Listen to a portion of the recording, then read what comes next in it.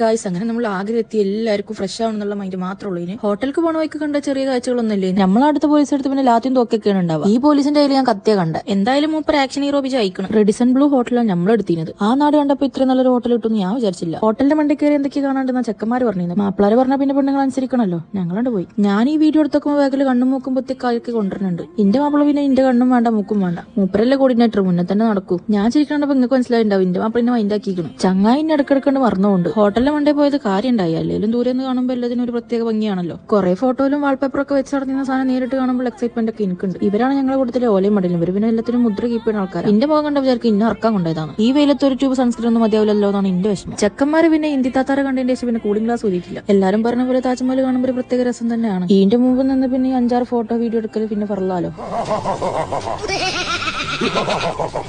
ഇന്നൊന്ന് റൊമാൻറ്റിക് ആയി ചിരിച്ചു കറക്കി തരുമെന്നും ചോദിച്ചിട്ട് ഞാൻ പോയേ. മൂപ്പര സ്വഭാവം വെച്ച് ശരിക്കും എന്റെ അടുത്ത് എറിയേണ്ടതായിരുന്നു. മൂപ്പർ ഇങ്ങനെ കിടന്നിട്ട് പറയാണ് ഈ ആംഗിളിന് താജ്മഹൽ കാണാൻ നല്ല ചെയ്യലുണ്ടാവില്ല. താജ്മഹലിന്റെ ഓരോ ജംഗ്ഷനിലും ഇങ്ങനെ ഓരോന്നുള്ളതാണ് എന്റെ ഒരു ആശ്വാസം. താജ്മഹൽ കാണാൻ പോകണമെങ്കിൽ വൈകുന്നേരം പുലർച്ചൊക്കെ പോകുന്നതാണ് ഏറ്റവും ബെറ്റർ. ആദ്യത്തെ മൂഡ്സി മാറ്റാൻ കൂടിയത് ഞാൻ ആദ്യത്തെ എന്റെ കൂടെ. പിന്നെ എന്റെ മൂഡ്സി മാറ്റാൻ ആളെ നോക്കേണ്ടി വന്നു. ഈ ബഗ്ഗി കയറിന്റെ ശേഷം എല്ലാവരും ഞാനൊന്ന് ചിരിച്ചു കാണുന്നത്. കാരണം എന്താ വെച്ചാൽ കാറ്റോട്ട് എപ്പോഴാണ് ഉള്ളത്. പിന്നെ ഞങ്ങൾ റൂമിൽ പോയി കിടന്നുറങ്ങി. ശുഭം. ബാക്കി നാളെ.